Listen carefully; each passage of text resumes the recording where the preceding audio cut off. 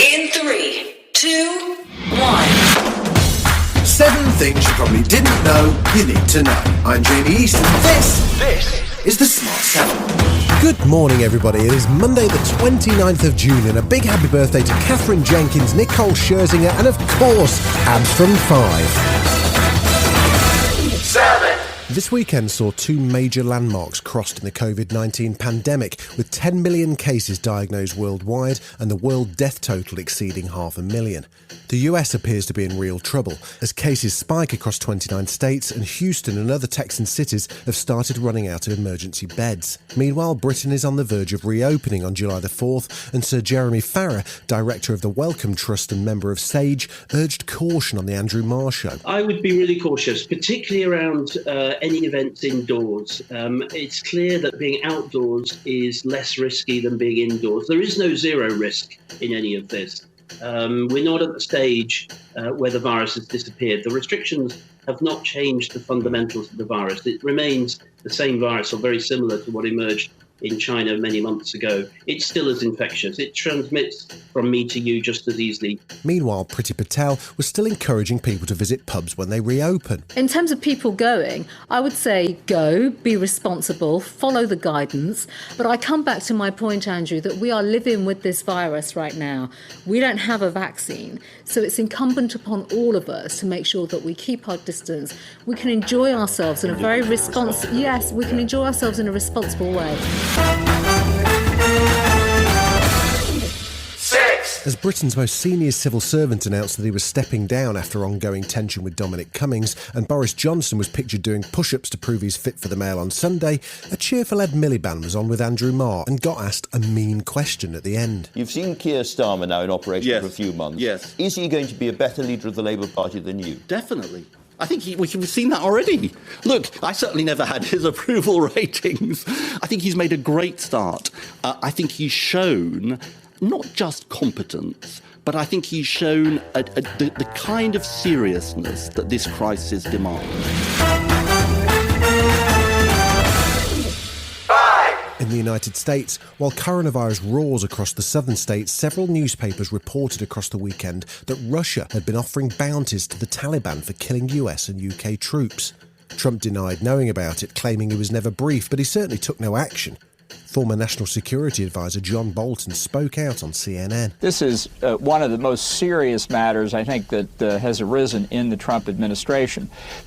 So I asked myself this morning, I've been puzzled over the tweet of the president saying, I don't know anything about this, although this sounds like a story I could have written on page 372 of my book. What would motivate the president to do that? Because it looks bad if Russians are paying to kill Americans and we're not doing anything about it. So what is the presidential reaction? It's to say, it's not my responsibility, nobody told me about it. And Joe Biden had a furious reaction. President Trump, the commander-in-chief of American troops serving in a dangerous theater of war, has known about this for months, according to the Times, and done worse than nothing. Not only has he failed to sanction or impose any kind of consequences on Russia for this egregious violation of international law, Donald Trump has continued his embarrassing campaign of deference and debasing himself before Vladimir Putin. 4. Sacha Baron Cohen emerged from quarantine over the weekend to execute a superb prank on a US militia, the Washington 3 Presenters. Sacha performed with a band disguised as a redneck and led the crowd in a bizarre song about the Wuhan flu, including such lyrics as "chop 'em up like zombies and inject them with the Wuhan flu." In the song, he targets Obama, Hillary Clinton, Dr. Fauci and the World Health Organization, and the crowd enthusiastically sings along. The song goes on for about 8 minutes, but here's a sample. What we're going to do this WHO, we're going to inject them with the Wuhan flu, or chop them up like the Saudis do. Okay, let's hear it. Who wants to inject them with the Wuhan flu? Who wants to chop them up like the Saudis do? Chop them up like the Saudis do. Okay, you ready? WHO, what we gonna do? Chop them up like the Saudis do. 3. It was an FA Cup quarter-final weekend with games on Saturday and Sunday. Man United, Chelsea, Arsenal and Man City all went through in a weekend of not really any surprises. Now City face Arsenal in the semis, with Chelsea facing Man United. Meanwhile, Liverpool manager Jurgen Klopp is still processing what the Premier League victory meant for him. I don't think you can be prepared for a situation like this. I was not, or maybe you can, but I wasn't. And so it hit me full in my face. And when you're in similar situations in life, you know that it's nice, but it's intense as well.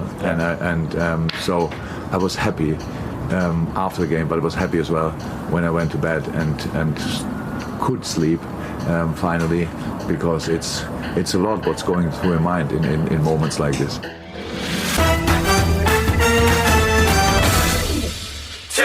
June is Pride Month, and there have been both virtual Pride marches and actual Pride marches across the world this weekend, with a particular focus on black trans lives. Icon Britney Spears popped up with a very special Pride message. To all my friends at the LGBTQ community, happy Pride Month. You guys bring so much heart, passion, and articulate everything you do.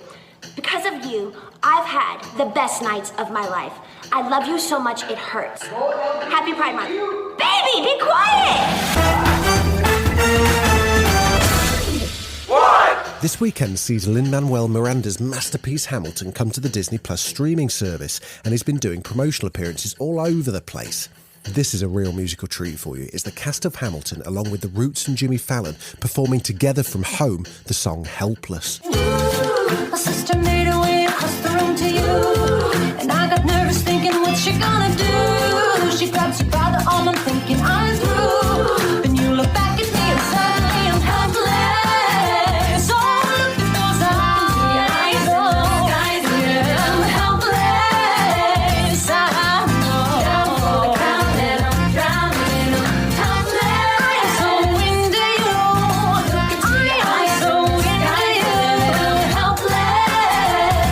This has been the Smart 7. We've got an Alexa skill now. All you've got to do is enable us and then just say, Alexa, play the Smart 7. We're back tomorrow at 7. Please like and subscribe wherever you get your podcasts.